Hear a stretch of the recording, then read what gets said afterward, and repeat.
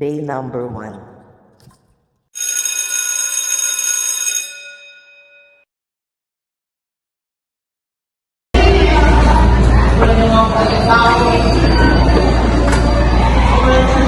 Ano, saan tayo ngayon? Di ba may project tayo sa Salvation History? Oo, need natin pumunta sa iba't ibang churches. Oh, wala naman tayong ginagawa ngayon eh. Tara, punta na natin yung unang church na pupuntahan natin. Sige, tara. Tara. Kapag galing ka sa school, simula yung building ay lalakarin mo ito hanggang labas ng gate. At sa labas ng gate ay makikita mo doon ang simbahan ng Immaculate Conception dahil ito ay katapat lamang ng Liceo de los Baños.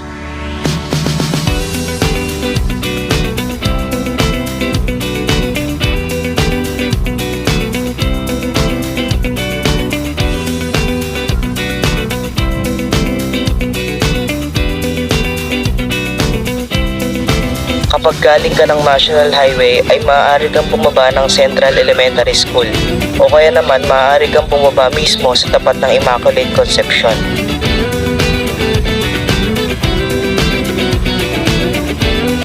At ngayon, nandito na tayo sa Immaculate Conception Park. Kaya ngayon, samahan nyo kami para tignan ng mga bagay na nasa loob ng simbahang ito.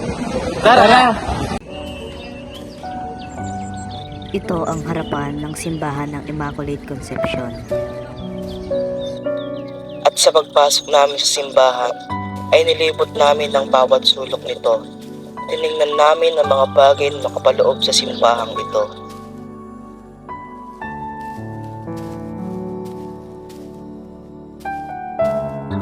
Ipinakita namin dito ang bawat sulok ng simbahan, simula harap, likod, hanggang sa altar ng simbahang ito.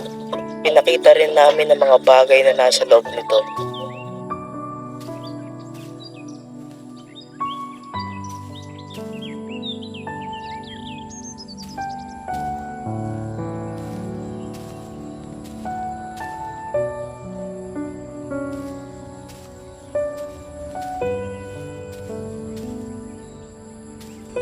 Sa aming pag-ikot sa simbahang ito ay tumigil kami ng isang sandali upang magpasalamat sa biyayang binigay ng Panginoon.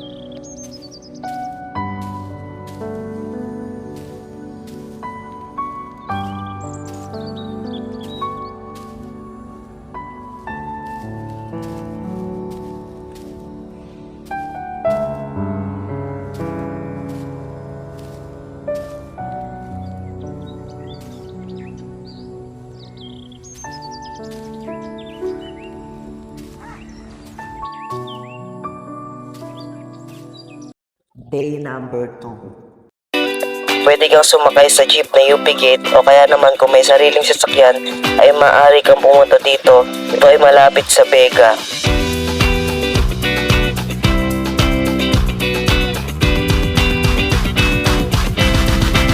Kapag nasa UP Gate ka na ay maaari mo itong lakarin. Pakaliwa lamang at dire-diretso.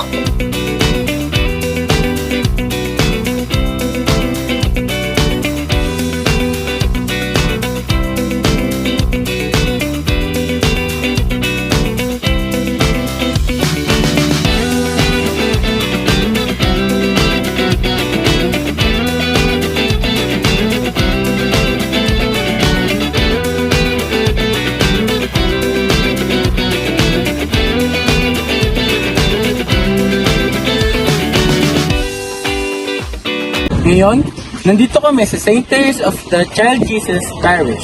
Para alamin kung ano nasa loob dito. Tara! Sa pagpasok namin sa simbahan ay hindi kami kaagad nakapag-video dahil dumiretso kami sa tanggapan ng simbahan upang magpaalam kung maaari ba kami kumuha ng mga ilang video sa loob ng simbahan.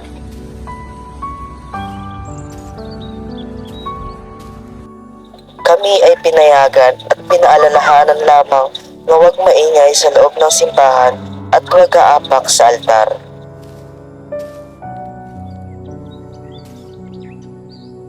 Hindi na namin nalibot ang buong simbahan, ngunit nakapagkuha kami ng video sa ilang bahagi ng simbahang ito.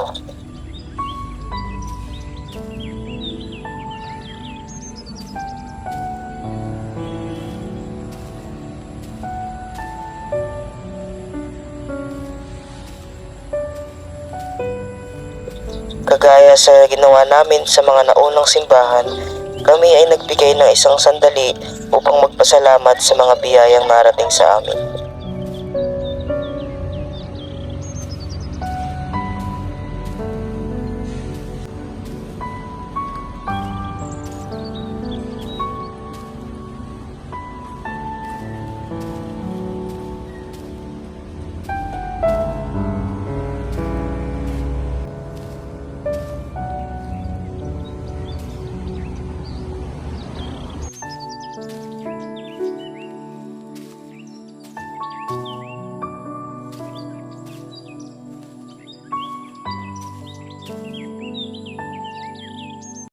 Day number 3. Maaari kang sumakay ng jeep na UP Gate at maaari kang bumaba sa tapat ng Robinson, at sa tapat ng Robinson ay nandun ang San Antonio de Padua Parish Church.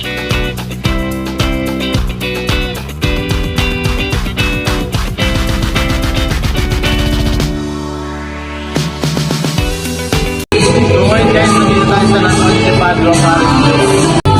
Upang alamin ang mga bagay na nasa loob nito. Ito ang San Antonio de Padua Parish Church. Nilibot namin ng simbahang ito upang tingnan ang mga bagay na nakapaloob rito. Hindi na rin kami nagtagal sa loob ng simbahan at umalis na kami upang pumunta naman sa susunod na simbahan na aming pupuntahan.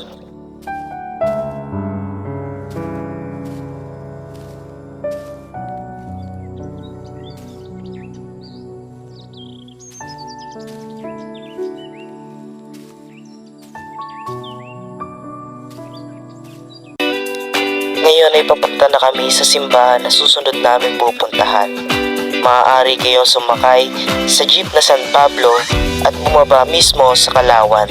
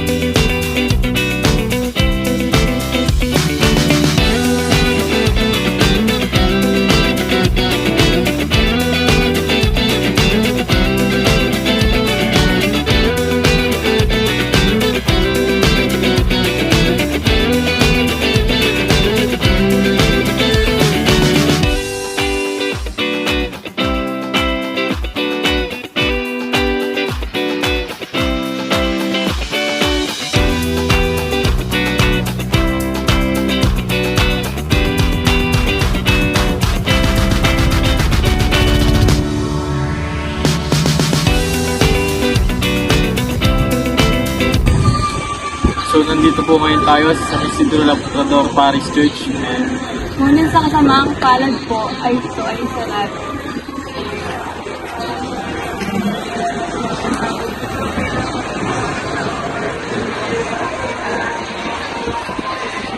so what is up guys? So nandito tayo ngayon sa Kalawan, Laguna, and ito po yung simbahan nila, sarado po, so hindi po kami makapag-video sa loob. And so makikita nyo po, ito lang po yung makikita nyo sa harap na simbahan.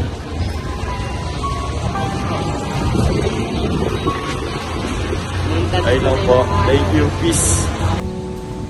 Kahit sarado ang simbahan, hindi ito naging hadlang upang hindi kami makapaggawa ng aming video para sa aming project.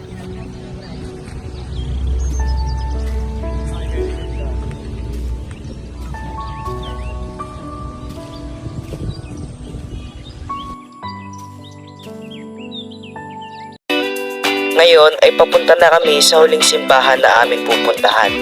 Maaari kayong sumakay ng jeep pa San Pablo at bumaba sa mismong bayan ng San Pablo.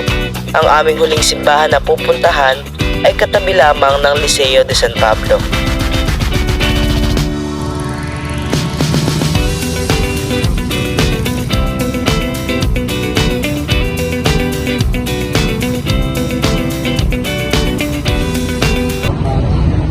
nandito po tayo ngayon sa St. Paul the First Semi Cathedral. Upang malaman ang mga bagay na nasa loob ng simbahan ito. Tara. Ito ang huling simbahan na aming pinuntahan. Ipapakita namin kung ano nga ba ang mga bagay na nasa loob ng simbahang ito at kung ano ang itsura sa loob ng simbahang ito.